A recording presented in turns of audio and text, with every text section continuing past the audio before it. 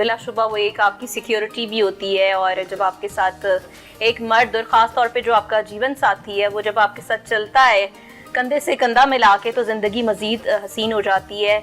और वैसे भी खुशियों का मौका है, तो माजिद भाई के लिए कुछ शेयर होना चाहिए ईद से रिलेटेड।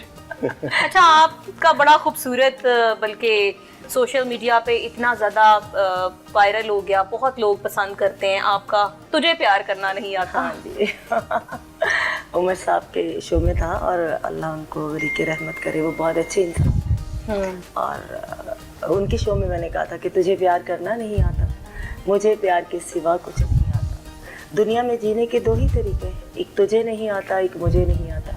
और मुझे लगता है कि यहाँ उलट हो गया कुछ के अच्छा, तुझे भी प्यार करना आता है और मुझे भी प्यार करना आता है, इस तरह कर लेते हैं। जबरदस्त। तो दो ही तरीके और दोनों तरीकों से हम जी रहे हैं अल्हम्दुलिल्लाह। बड़ी अच्छी हमारी लाइफ है, और मैं अल्लाह ताला का जितना शुक्र अदा करूँ उतना कम है।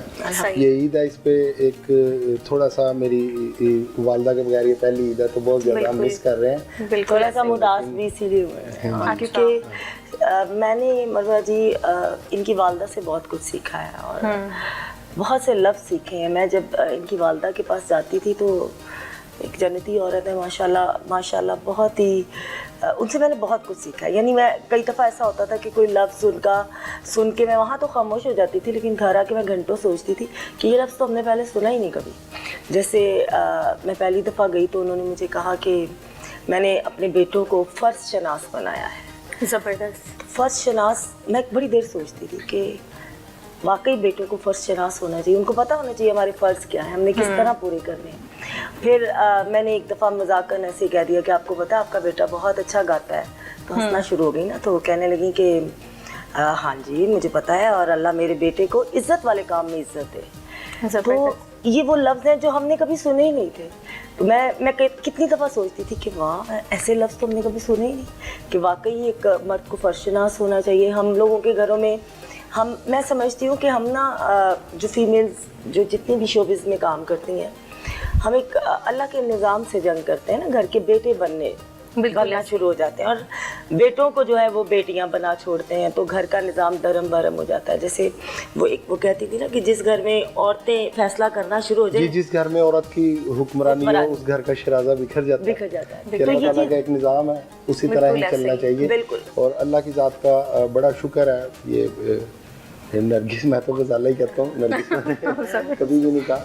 तो अल्हम्दुलिल्लाह अल्हम्दुलिल्लाह, जैसे हमारे घर के तौर तरीके थे और जैसे एक अच्छी बीवी के होने चाहिए वैसे इसके हैं, लिबास के हवाले से और दूसरे। अब इसका मजहब की तरफ खासा रुझान है, तो वो अल्लाह की ज़ात का बड़ा शुक्र है। तो ये चीज़ें मैंने सीखी, और मैंने फिर बहुत इस पे गौर किया कि वाकई आप अगर देखें तो औरत की कमाई में तो बरकत ही नहीं है, मर्द की कमाई में बरकत होती है, और मर्द ऐसा ही है। तो सैलून जो मैं चलाती हूँ वो भी उसके पीछे भी एक रीज़न है कि मुझे इन्होंने कहा कि तुमने सारी ज़िंदगी इतना काम किया, तो बिल्कुल, और मैं ब्यूटिशियन तो थी ही काम करने से पहले, तो एकदम से अगर बैठ जाओगी तो जाहिर है मुझे भी आदत थी जी, जिस तरह ये शोबिज़ में थी बिल्कुल, और सारा इतना लाइमलाइट वाली लाइफ और बिजी इसका स्केड्यूल था, अपनी अर्निंग करना। तो मैंने उस पर काफ़ी सोचा, तो मैंने सोचा कि अगर इसको एकदम से घर के अंदर बंद कर दिया जाए तो वो खराबी और कबाहतें बनेंगी, तो क्यों ना इसको कोई ऐसा, जैसे इसका वो प्लाजा था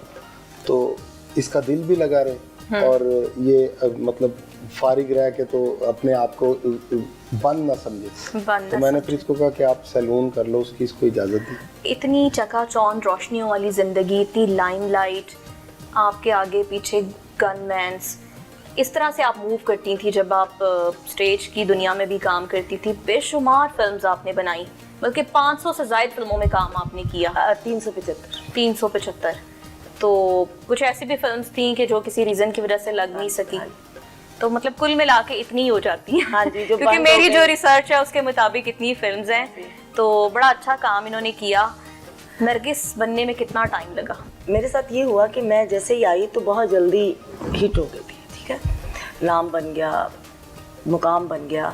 किस्मत वाली हैं, कह भी सकते हैं और नहीं भी, क्योंकि मुझे लगता है वो नाम कुछ भी नहीं है। नाम जो अब मैं बनाना चाहती हूँ ना, वो नाम होगा। अच्छा, ये वो नाम नहीं है। और बल्कि मैं यहाँ एक बात कहना चाहूँगी, और मैं यहाँ किसी की दिल आज़ारी नहीं करूँगी। होता है ना, कोई शोबिज़ की औरत देखे या मेरी कोई कुलीग देखे तो वो कहे कि हमें पता नहीं लगा रही, ऐसी कोई बात नहीं।